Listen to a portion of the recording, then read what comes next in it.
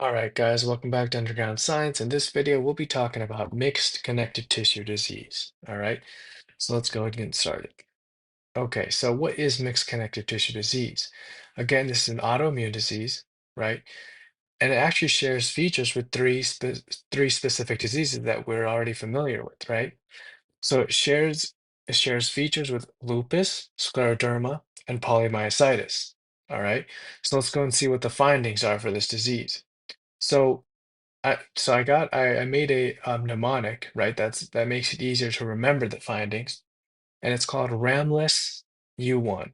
Okay, so the mnemonic that I made it makes it easier to memorize or remember the findings, right? Is Ramless U1.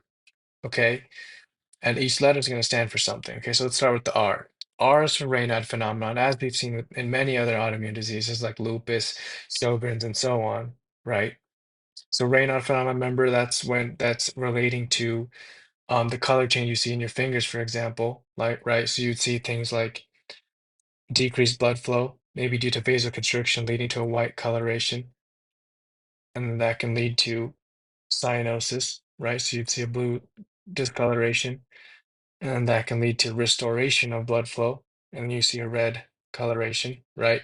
So this order is the usual order that you see when talking about Raynaud phenomena, right? For example, you can see this in your fingers. Okay, so that's the R.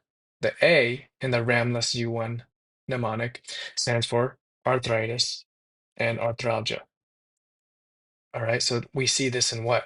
We also see this in lupus, right? So we see arthritis and arthralgia in lupus too. Okay, so this is of course joint pain and stiffness, right? Like in your hands or your wrists, for example. And is it erosive or non-erosive? It would be non-erosive, right? Because that, remember, it shares features with lupus, scleroderma, and myositis. In lupus, we see non-erosive arthritis. So same thing here, right? In mixed connective tissue disease, this would be non-erosive. Which disease has erosive arthritis? Rheumatoid arthritis, okay? So that's important to know there. Next, if we move on to the M, right, the first M, that's for malar rash. Where else do we see malar rash? Lupus, right? Again, this disease shares features with lupus and scleroderma and myositis. So we also see this in lupus, okay? Remember, this is that butterfly rash that we see, right? Butterfly rash. And you can also see other rashes in mixed connective tissue diseases like discoid rash, okay? If we're talking about the skin, you can also see ulcers too, that you would see in lupus also, right? Like oral ulcers, for example. Can't even speak. Oral ulcers, right? And discoid rash too, even alopecia, right? But that's the M. So far we have R for Raynaud, A for arthritis, arthralgia, M for malar rash. The other M in our mnemonic is for myositis. Remember, in polymyositis, we see proximal muscle weakness, right?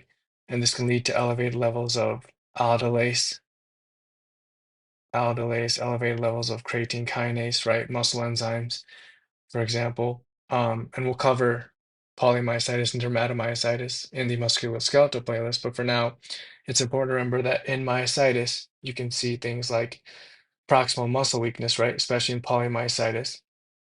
That can lead to elevated creatine kinase and aldolase if you would do labs. And in proximal muscle weakness, what's the common thing that we need to know, right? Remember this phrase is like, for example, what are your proximal muscles, right? Your hip muscles. So if your hip muscles are weak, right, you're going to have trouble rising from a chair, for example, right? So difficulty rising, or difficulty climbing steps, right? Difficulty climbing stairs. And then if your shoulder muscles, right, which are proximal muscles, if they're weak, right, due to inflammation of those muscles and destruction, right, in polymyositis, then what will that lead to? That's going to lead to difficulty combing hair, right?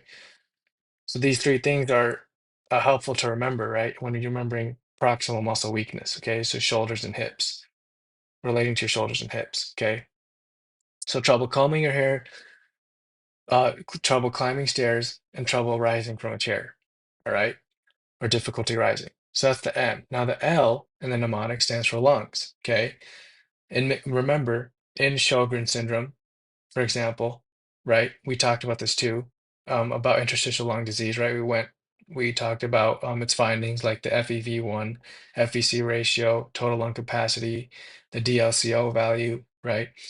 But mixed connective tissue disease mimics or has features that mimic what? Scleroderma, myositis, and lupus, right?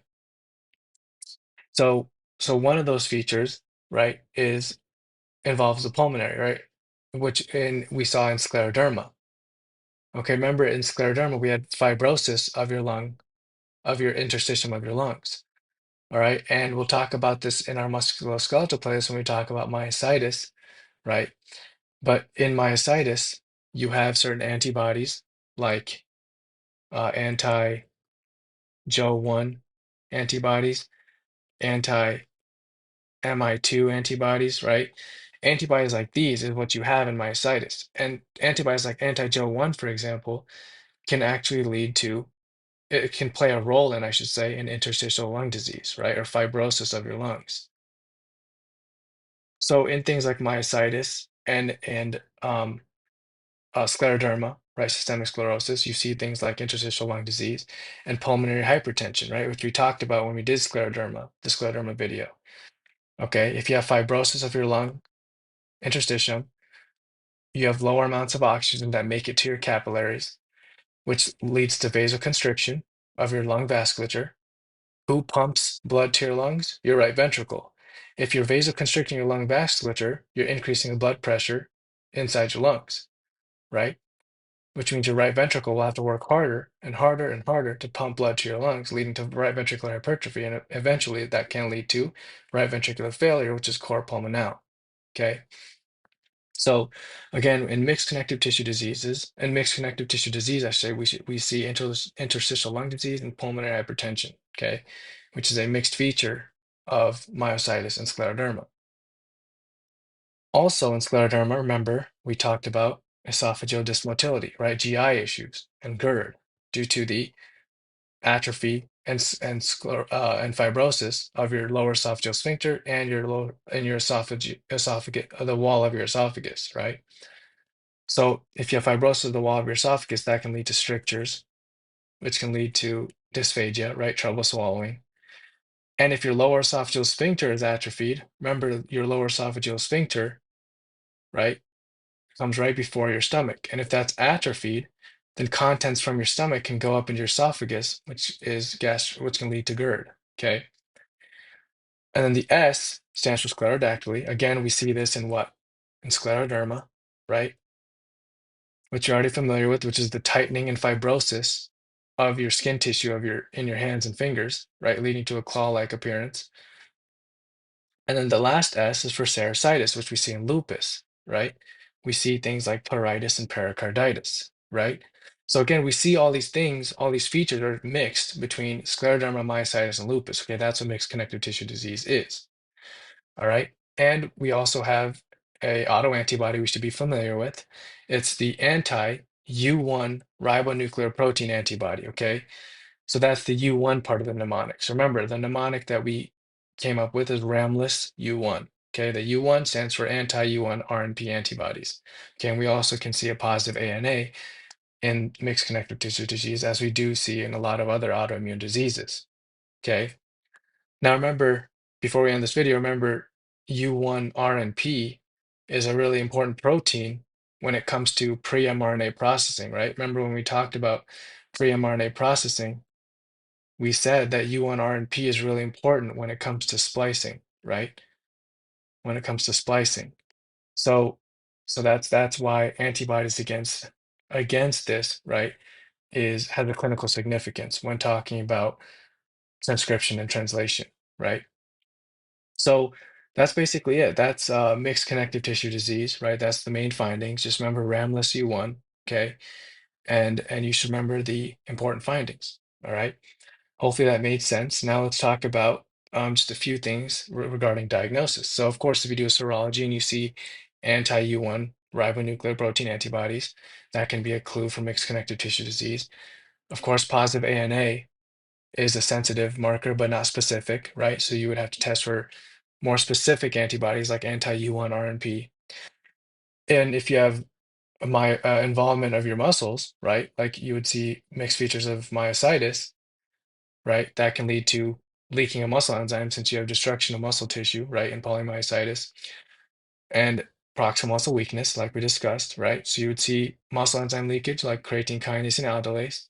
Because there's inflammation, you may see an increase in your ESR and CRP, right? Because as we see, or we see these increased levels of your erythrocyte sedimentation rate and your CRP protein, right? When we're talking about inflammation, and then you just treat based on symptoms, right? That's an option. So if you were to have GERD and esophageal dysmotility, omeprazole would be an option, right? So you don't, so it's a proton pump inhibitor, right? Proton pump inhibitor. Because if you have GERD, right, all that acid shooting back up in your esophagus can lead to strictures and can irritate the cells of your esophagus, which can put you at increased risk for esophageal cancer. And on top of that, it can lead to Barrett's esophagus, right, which is a metaplasia, which we'll talk about in our GI playlist. But so that's why you give omeprazole in GERD so that you reduce the acid production in your stomach, right? So less acid goes to your esophagus and irritates the mucosa of your esophagus. So that's that, right? And if let's say you have arthritis and myositis, right, to lower inflammation, you can give NSAIDs, right? And then for Raynaud phenomenon, calcium channel blockers are an option. Because remember Raynaud phenomenon, right? If it's mostly due to vasoconstriction, right? So if your blood vessels supplying the skin tissue of your fingers, let's say, like massively vasoconstrict, then you'll see that white discoloration to blue eventually, right? Because ischemia, and then back to red because of uh, restoration of blood flow.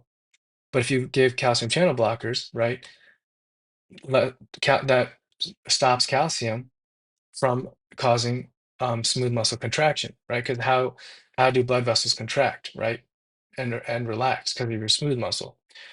So the smooth muscle lining in your tunica media, right, of your blood vessels. If you give calcium channel blockers, then calcium can no longer, right, cause smooth muscle contraction and vasoconstriction. So that will actually lead to vasodilation. So that will actually lead to vasodilation, okay? Which means more blood flow, which means less blue discoloration, for example, and less cyanosis, right? So it'll lead to less, let's make sure we're, lead to less blue discoloration, right? Less cyanosis, more blood flow, right? So that can help with Raynaud's phenomenon. Okay, so that's just going through certain treatments that you could do and just working through it in our brains of why those treatments would work. Okay, that's basically it for mixed connective tissue disease. Hope this video wasn't too confusing. Hope this video helped a little bit, and see you guys in my future videos.